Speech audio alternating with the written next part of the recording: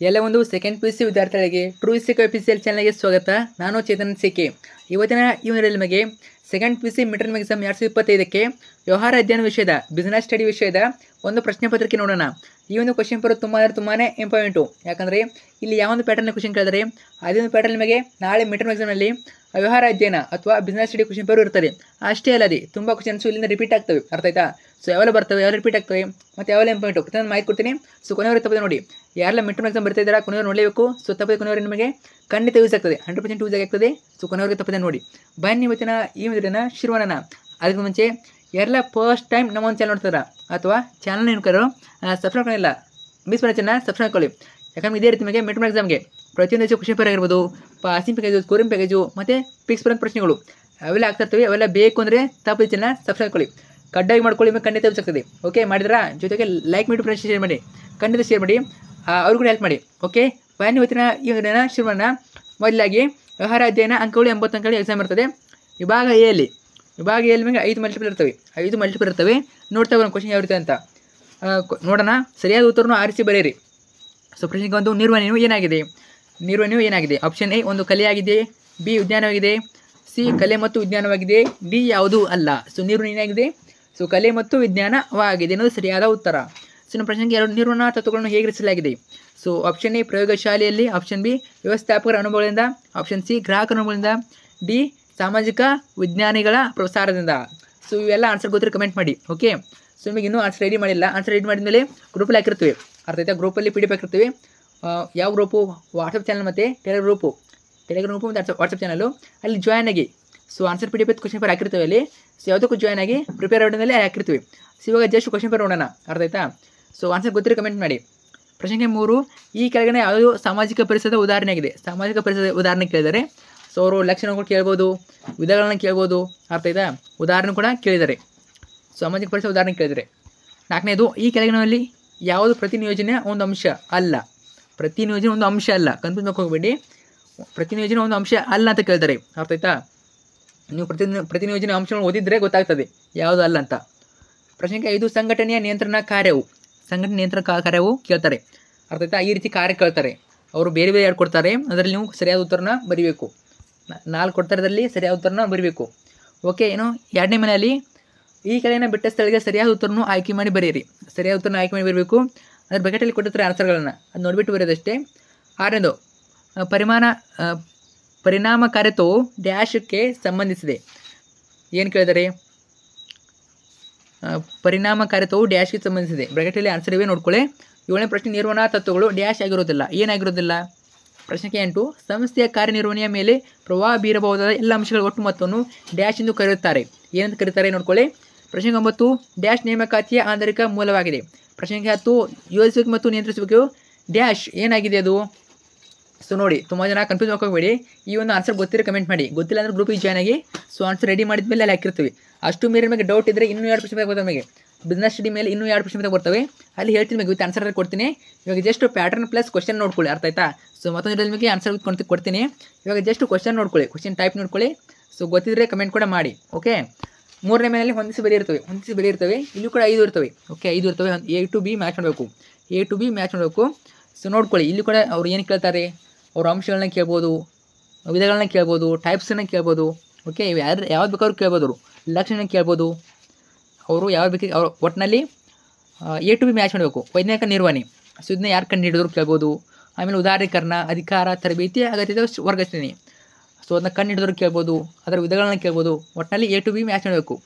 5 marks ಇರ್ತದೆ, ನೋಡ್ಕೊಳ್ಳಿ. Next ಅದಾನಂತರ ನಮಗೆ 4ನೇನು ಕೆಳಗಿನ ಪ್ರಶ್ನೆಗಳಿಗೆ ಪ್ರತಿಯೊಂದಕ್ಕೂ ಒಂದು ಪದ ಅಥವಾ ಒಂದು ವಾಕ್ಯದಲ್ಲಿ ಉತ್ತರಿಸಿ. ಒಂದು ಪದ ಅಥವಾ ಒಂದು ವಾಕ್ಯ ಕೇಳಿದರೆ 5 ಮಾರ್ಕ್ಸ್ ಇರ್ತದ್ದು. ಅರ್ಥ ಆಯ್ತಾ? 1 ಅಂಕ ಪ್ರಶ್ನೆಗಳು. ಇಲ್ಲಿಂದ ಫುಲ್ ಕಾನ್ಸಂಟ್ರೇಷನ್ ಇರಬೇಕು. ಇಲ್ಲಿಂದ ಗಮನ ಪೂರ್ತಿ ಇಲ್ಲೇ ಇರಬೇಕು. ಯಾಕಂದರೆ ಸೊ ತುಂಬ ಕ್ವಶನ್ಸ್ ಇಲ್ಲೇ ರಿಪೀಟ್ ಆಗ್ತವೆ. ನೋಡ್ತಾ ಹೋಗೋಣ ಕ್ವಶನ್ಸ್ಗಳು ಯಾವ ರೀತಿ ಅಂತ. ಸೊ ಅಬ್ಸರ್ವ್ ಮಾಡ್ತಾ ಹೋಗಿ, ಪ್ರತಿಯೊಂದು ನೋಡ್ತಾ ಹೋಗಿ. ಪ್ರಶ್ನೆಗೆ 12 ನಿಯಮಕ್ಕೆ ಒಂದು ಉದಾಹರಣೆ ಕೊಡಿ. ನೋಡಿ, ಒಂದು ಉದಾಹರಣೆ ಕೇಳೋ ಕ್ವಶನ್ ಕಟ್ತಾರೆ 1 ಮಾರ್ಕ್ಸಲ್ಲಿ. ನಿಯಮಕ್ಕೆ ಒಂದು ಉದಾಹರಣೆ ಕೇಳಿದರೆ ಅದು ನಿಯಮನ ಕೇಳ್ಬೋದು, ಬೇರೆನೂ ಯಾವ್ದು ಬೇಕಾದ್ರೂ ಕೇಳ್ಬೋದು. ಓಕೆ ಸೊ ಈ ನಿಯಮ ಕೇಳಿದ್ರೆ ನಿಯಮಕ್ಕೆ ಒಂದು ಉದಾಹರಣೆ ಬರೀಬೇಕು. ಇನ್ನು 13 ಕ್ವಶನ್ ಜವಾಬ್ದಾರಿ ಎಂದರೇನು? ಇಂಪಾರ್ಟೆಂಟು. ಅದರಲ್ಲಿ 14ನೇ ಪ್ರಶ್ನೆ BPO ವಿಸ್ತರಿಸಿ. ಒಂದು ವಿಸ್ತರಿಸಿ ಪ್ರಶ್ನೆ ಫಿಕ್ಸ್ ಕೇಳ್ತಾರೆ. ಓಕೆ ವಿಸ್ತರಿಸಿ ಪ್ರಶ್ನೆ ಕೇಳ್ತಾರೆ. ಒಟ್ಟಿನಲ್ಲಿ ಸಿಲೆಬಸ್ ಇಲ್ಲಿವರೆಗೆ ಎಷ್ಟು ಮುಗಿದಿದೆ ಅದರಲ್ಲಿ ಎಲ್ಲ ವಿಸ್ತರಣೆ ಪ್ರಶ್ನೆ ನೋಡ್ಕೊಳ್ಳಿ. ಒಂದು ಪೀಸ್ ಬಂದೇ ಬರ್ತದೆ. ಓಕೆ BPO ವಿಸ್ತರಿಸಿ ಕೇಳಿದ್ದಾರೆ. 15 ಪ್ರಶ್ನೆ ಯಾವುದೇ ಒಂದು ನಾಯಕತ್ವದ ಶೈಲಿಯನ್ನು ಸೂಚಿಸಿ. ನಾಯಕತ್ವದ ಶೈಲಿ ಬರಬೇಕು ಒಂದು. 16 ಪ್ರಶ್ನೆ ನಿಯಂತ್ರಿಸುವ ಪ್ರಕ್ರಿಯೆಯಲ್ಲಿ ಶಿಷ್ಟಗಳು ಎಂದರೇನು. ಶಿಷ್ಟಗಳು ಕೇಳಿದರೆ. ನಂತರ ವಿಭಾಗ ಬಿ ಬರ್ತದೆ. ವಿಭಾಗ ಬಿಯಲ್ಲಿ ಇಲ್ಲಿ ನಮಗೆ 10 ಕ್ವಶನ್ ಇರ್ತವೆ. ಅರ್ಥ ಆಯ್ತಾ. ಒಂದು ಕ್ವಶನ್ ಬಂದೇನಾದರೂ ಇನ್ನೊಂದು ಕ್ವಶನ್ ಬರಿಬೋದು. ನೋಡ್ತಾ ಒಂದು ಕ್ವಶನ್ ಯಾವ ಇರುತ್ತೆ ಅಂತ. ಕೆಳಗಿನ ಯಾವುದಾದ್ರು 6 ಪ್ರಶ್ನೆಗಳಿಗೆ ಪ್ರತಿಯೊಂದಕ್ಕೂ 2 ಅಥವಾ 3 ವಾಕ್ಯಗಳು ತರಿಸಿ. 6 ಪ್ರಶ್ನೆಗಳನ್ನು ಬರೀಬೇಕು. ಓಕೆ, 6 ಪ್ರಶ್ನೆಗಳು ಅಂದರೆ ಇವು ಬಂದ್ಬಿಟ್ಟು 2 ಅಂಕ ಪ್ರಶ್ನೆಗಳು. ಟೋಟಲಾಗಿ 6 ಇರ್ತವೆ, 12 ಮಾರ್ಕ್ಸು. ಇಲ್ಲಿ 10 ಕ್ವಶನ್ ಇರ್ತವೆ. 6 ಪ್ರಶ್ನೆ ಅಂದರೆ ನಿಮಗೆ ಆಲ್ಮೋಸ್ಟ್ 9ರಿಂದ 10 ಕ್ವಶನ್ ಕೊಟ್ಟಿರ್ತಾರೆ. ಸೊ ನೋಡಿ 1 2 3 4 5 6 7 8 9 10 ಕ್ವಶನ್ ಕೊಟ್ಟಿದ್ದಾರೆ. ಅದರಲ್ಲಿ ನೀವು 6ನ ಬರಬೇಕು. ನೋಡೋಣ ಕ್ವಶನ್ ಯಾವ್ದು ಅಂತ. ಎಲ್ಲ ಕೂಡ ಇಂಪಾರ್ಟೆಂಟು ನೋಡ್ಕೊಳ್ಳಿ. 17 ಪ್ರಶ್ನೆ ನಿರ್ವಹಣೆ ಎಂದರೇನು. Very important. 18ನೇ ಪ್ರಶ್ನೆ ಏಕರೂಪ ಆಜ್ಞೆ ಮತ್ತು ಏಕರೂಪ ನಿರ್ದೇಶನದ ವ್ಯತ್ಯಾಸವನ್ನು ತಿಳಿಸಿ. 2 ಅಂಕಗಳಿಗೆ ವ್ಯತ್ಯಾಸ ಕೇಳ್ತಾರೆ. ಬರೀ 4 ಮಾರ್ಕ್ಸಿಗೆ ಕೇಳೋದಿಲ್ಲ ಅವರು, 2 ಮಾರ್ಕ್ಸಿಗೆ ಕೂಡ ಕೇಳ್ತಾರೆ. ನೋಡ್ಕೊಳ್ಳಿ ಚೆನ್ನಾಗಿ. ಇನ್ನು 19 ಗ್ಯಾಂಗ್ ಫ್ಲಾಗ್ ಎಂದರೇನು. Very important. 20ನೇ ಪ್ರಶ್ನೆ ಯೋಜಿಸುವಿಕೆ ಅರ್ಥವನ್ನು ಬರೆಯಿರಿ. ಯೋಜಿಸುವಿಕೆ 2 ಮಿತಿಗಳನ್ನು ಹೆಸರಿಸಿ. 22 ಸಂಘಟಿಸುವಿಕೆಯನ್ನು ವ್ಯಾಖ್ಯಾನಿಸಿ. ಸೊ ಇವೆಲ್ಲ ಇಂಪಾರ್ಟೆಂಟು. 23ನೇದು ಸಂಸ್ಥೆಯಲ್ಲಿ ಉದ್ಯೋಗಿ ನೀಡುವ 2 ವಿಧವಾದ ನೇರ ವೇತನವನ್ನು ಹೆಸರಿಸಿ. ನೇರ ವೇತನ ಕೇಳಿದರೆ ನೇರ ವೇತನಗಳನ್ನು ಬರೀಬೇಕು 2. ಇನ್ನು 24ನೇದು ನಾಯಕತ್ವದ 2 ಲಕ್ಷಣಗಳನ್ನು ತಿಳಿಸಿ ಅಥವಾ ನಾಯಕತ್ವದ 2 ಶೈಲಿಗಳನ್ನು ಕೇಳ್ತಾರೆ. ಶೈಲಿತ ಲಕ್ಷಣ ಕೇಳ್ತಾರೆ, ನೋಡ್ಕೊಳ್ಳಿ. 25 ನಿರ್ವಹಣಾತ್ಮಕ ನಿಯಂತ್ರಣದ ವ್ಯಾಖ್ಯೆ ನೀಡಿ. ನಿರ್ವಹಣಾತ್ಮಕ ನಿಯಂತ್ರಣದ ವ್ಯಾಖ್ಯೆ ನೀಡಿ. 26 ನಿಯಂತ್ರಿಸುವಿಕೆ ಯಾವುದಾದ್ರು 2 ಮಿತಿಗಳನ್ನು ತಿಳಿಸಿ ಅಥವಾ ಅನುಕೂಲಗಳನ್ನ ತಿಳಿಸಿದ ಕೇಳ್ತಾರೆ. ಇಲ್ಲಿ ಮಿತಿಗಳನ್ನು ಕೇಳಿದರೆ ಸೊ ಒಟ್ಟಿನಲ್ಲಿ ಅನುಕೂಲಗಳು ಮಿತಿಗಳು ಕೇಳ್ತಾರೆ. ಮಿತಿಗಳಂದ್ರೆ ಏನು, ಅನಾನುಕೂಲ ಅಂತ ಅರ್ಥ. ಕನ್ಫ್ಯೂಸ್ ಹೋಗಬೇಡಿ. ಅನಾನುಕೂಲ ಅಂದರೆ ಮಿತಿಗಳಂತ ಕರೀತಾರೆ. ಸೊ ಅನಾನುಕೂಲಕ್ಕೆ ಇನ್ನೊಂದು ಹೆಸರೇನು ಮಿತಿ ಅಂತ ಕರೀತಾರೆ. ಗೊತ್ತಿದೆ ಅನ್ಕೋತೀನಿ. ಸೊ ನೆಕ್ಸ್ಟ್ ವಿಭಾಗ ಸಿ ಬರ್ತದೆ. ವಿಭಾಗ ಸಿಯಲ್ಲಿ ನಿಮಗೆ 4 ಪ್ರಶ್ನೆಗಳು. ಕೆಳಗಿನ ಯಾವುದಾದ್ರು 6 ಪ್ರಶ್ನೆಗಳಿಗೆ ಪ್ರತಿಯೊಂದಕ್ಕೂ 10ರಿಂದ 12 ವಾಕ್ಯಗಳು ತರಿಸಿ. 10ರಿಂದ 12 ವಾಕ್ಯಗಳು. 4 ಪ್ರಶ್ನೆ 6 ಇರ್ತವೆ, ಟೋಟಲಾಗಿ 24 ಮಾರ್ಕ್ಸು. ಓಕೆ, 4 ಪ್ರಶ್ನೆಗಳು 6 ಇರ್ತವೆ, ಟೋಟಲಾಗಿ 24 ಮಾರ್ಕ್ಸು. ಇಲ್ಲೂ ಕೂಡ ನಿಮಗೆ ಎಷ್ಟು ಕೇಳಿದರೆ 6 ಬಂದರೆ 10 ಕ್ವಶನ್ ಕೊಟ್ಟಿರ್ತಾರೆ. 10 ಪ್ರಶ್ನೆ ಕೊಟ್ಟಿರ್ತಾರೆ, ಅದರಲ್ಲಿ 6ನ ಬರಬೇಕು. ನೋಡಿ ಎಲ್ಲ ಕ್ವಶನ್ ಇಂಪಾರ್ಟೆಂಟು. 27ನೇ ಪ್ರಶ್ನೆ ಸಮರ್ಥ ಒಂದು ಸಂಸ್ಥೆಯಲ್ಲಿ ಒಬ್ಬ ಹೊಸ ವ್ಯವಸ್ಥಾಪಕನಾಗಿ ನೇಮಕ ಹೊಂದಿದ್ದಾನೆ. ಅವನ ಕೆಲಸದಲ್ಲಿ ನಿರ್ವಹಣಾ ತತ್ವಗಳ ಅವಶ್ಯಕತೆ ಮತ್ತು ಪ್ರಾಮುಖ್ಯತೆಯನ್ನು ತಿಳಿಸಲು ಯಾವುದಾದ್ರು 4 ನಿರ್ವಹಣಾ ತತ್ವಗಳ ಮಹತ್ವವನ್ನು ಚರ್ಚಿಸಿ. ಸೊ ಈ ರೀತಿ ಕೊಟ್ಟರೆ ಕನ್ಫ್ಯೂಸ್ ಹೋಗಬೇಡಿ.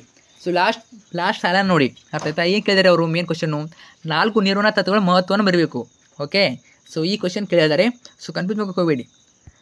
28 ಟೇಲರ್ ಅವರು ಅಭಿವೃದ್ಧಿಪಡಿಸಿದ ಕಾರ್ಯವಿಧಾನದ 4 ಅಂಶಗಳು ಯಾವುವು. ನೋಡಿ FW ಟೇಲರ್ ಬಗ್ಗೆ ಕೇಳ್ಬೋದು. ಅರ್ಥ ಆಯ್ತಾ. ಸೊ ವೆರಿ ಇಂಪಾರ್ಟೆಂಟು, ಫಿಕ್ಸ್ ಕೇಳ್ತಾರೆ, ನೋಡ್ಕೊಳ್ಳಿ. ಇನ್ನು 29 ವ್ಯವಸ್ಥಾಪನೆ ವ್ಯವಹಾರ ಪರಿಸರವು ಅರ್ಥೈಸಿಕೊಳ್ಳುವುದು ಎಷ್ಟು ಮಹತ್ವ ಎನ್ನುವುದರ ಕುರಿತು 4 ಅಂಶಗಳನ್ನು ತಿಳಿಸಿ ಅಥವಾ ವಿವರಿಸಿ. 30ನೇ ಪ್ರಶ್ನೆ ವ್ಯವಹಾರ ಪರಿಸರದ ಯಾವುದಾದ್ರು 4 ಗುಣಲಕ್ಷಣಗಳನ್ನು ವಿವರಿಸಿ. ಫಿಕ್ಸ್ ಕೇಳ್ತಾರೆ. ಅರ್ಥ ಆಯ್ತಾ. ವ್ಯವಹಾರ ಪರಿಸರ ಮೇಲೆ ಒಂದು ಕ್ವಶನ್ ಬಂದೇ ಬರ್ತದೆ. ಅರ್ಥ ಆಯ್ತಾ. ಇಲ್ಲಿ ಗುಣಲಕ್ಷಣ ಕೇಳಿದ್ದಾರೆ, ವಿಧಗಳನ್ನ ಕೇಳ್ಬೋದು. ಒಟ್ಟಿನಲ್ಲಿ ಒಂದು 2-3 ಕ್ವಶನ್ ಇವೆ, ನೋಡ್ಕೊಳ್ಳಿ. ಅದರಲ್ಲಿ ಒಂದು ಬಂದೇ ಬರ್ತದೆ. ಸೊ ಇದೇ ರೀತಿ 31, 32, 33, 34, ಸೊ 35, 36 ನೋಡ್ಕೊಳ್ಳಿ. ಎಲ್ಲ ಕ್ವಶನ್ ಇಂಪಾರ್ಟೆಂಟು ಬರ್ತವೆ, ಎಕ್ಸಾಮ್ಗೆ ರಿಪೀಟ್ ಆಗ್ತವೆ. ಇನ್ನೂ ಬರ್ತವೆ ನಿಮಗೆ. ಇನ್ನೂ 2 ಕ್ವಶನ್ ಬರ್ತೀನಿ, ಅಲ್ಲಿ ಕೂಡ ನೋಡ್ಕೊಳ್ಳಿ. ಸೊ ಅಷ್ಟು ನೋಡ್ಕೊಳ್ಳಿ ಸಾಕು, ಆರಾಮಾಗಿ ನಾವು ಹೆಚ್ಚು ಅಂಕಗಳನ್ನ ಗಳಿಸ್ಬೋದು. ಓಕೆ, ಇನ್ನು ವಿಭಾಗ ಡಿ ಬರ್ತದೆ. ವಿಭಾಗ ಡಿಯಲ್ಲಿ ನಿಮಗೆ ಕೆಳಗಿನ ಯಾವುದಾದ್ರು 3 ಪ್ರಶ್ನೆಗಳಿಗೆ ಪ್ರತಿಯೊಂದಕ್ಕೂ 20ರಿಂದ 25 ವಾಕ್ಯಗಳು ತರಿಸಿ. 20ರಿಂದ 25 ವಾಕ್ಯಗಳು ಅಂದರೆ 8 ಅಂಕ ಪ್ರಶ್ನೆಗಳು. ಟೋಟಲಿಗೆ 3 ಬರಬೇಕು. ಟೋಟಲ್ ಅಂದರೆ 24 ಮಾರ್ಕ್ಸು. ಪ್ರತಿಯೊಂದಕ್ಕೂ 8 ಅಂಕ. ಇವೆಲ್ಲ ಕ್ವಶನ್ ಇಂಪಾರ್ಟೆಂಟು. 31 ನಿರ್ವಹಣೆಯ ಗುಣಲಕ್ಷಣಗಳನ್ನು ತಿಳಿಸಿ ಅಥವಾ ವಿವರಿಸಿ. ನಿರ್ವಹಣೆಯ ಗುಣಲಕ್ಷಣಗಳನ್ನು ವಿವರಿಸಿ. ಫಿಕ್ಸ್ ಕೇಳ್ತಾರೆ. 38 ಪ್ರಶ್ನೆ ನಿರ್ವಹಣೆಯ ಉದ್ದೇಶಗಳನ್ನು ವಿವರಿಸಿ. ನಿರ್ವಹಣೆ ಗುಣಲಕ್ಷಣ ಉದ್ದೇಶ 2 ಕೇಳ್ತಾರೆ, ನೋಡ್ಕೊಳ್ಳಿ.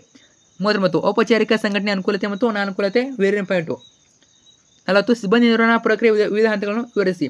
41 ಸಂವಹನ ಪರಿಣಾಮಕಾರಿಯಾಗಿಸಲು ಅನುಸರಿಸುವ ಯಾವುದಾದ್ರು 8 ಸೂಕ್ತ ಕ್ರಮಗಳು ಅಥವಾ ಅಂಶಗಳನ್ನು ವಿವರಿಸಿ. ಸೊ ನೋಡ್ಕೊಳ್ಳಿ, ಈ 5 ಪ್ರಶ್ನೆಯಲ್ಲಿ ನಿಮಗೆ 1 ಅಥವಾ 2 ಬಂದೇ ಬರ್ತವೆ. ಚೆನ್ನಾಗಿ ಓದ್ಕೊಳ್ಳಿ. ಸೊ ಫ್ರೆಂಡ್ಸ್ಗೆ ಶೇರ್ ಮಾಡಿ, ಡೌಟ್ ಇದ್ದರೆ ಕಮೆಂಟ್ ಮಾಡಿ. ಓಕೆ, ಸೊ ನಿಮಗೆ ಯಾವ ಕ್ವಶನ್ಗಳು ಬೇಕು, ಯಾವ ಸಬ್ಜೆಕ್ಟ್ ಬೇಕು, ಯಾವ ವಿಷಯಗಳು ಬೇಕು, ಸೊ ಕಮೆಂಟ್ ಮಾಡಿ, ಫ್ರೆಂಡ್ಸ್ಗೆ ಶೇರ್ ಮಾಡಿ, ಸಬ್ಸ್ಕ್ರೈಬ್ ಮಾಡಿ. Thank you so much.